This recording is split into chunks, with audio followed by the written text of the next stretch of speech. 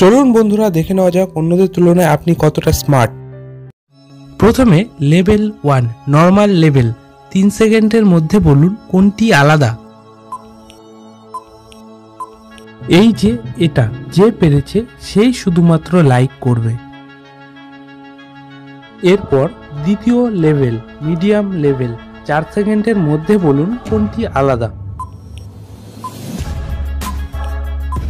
এই যে এটা যে পেরেছে সেই শুধু সাবস্ক্রাইব করবে। এরপর তৃতীয় লেভেল, এটা অনেকটাই হার্ড লেভেল। 5 সেকেন্ডের মধ্যে বলুন কোনটি আলাদা।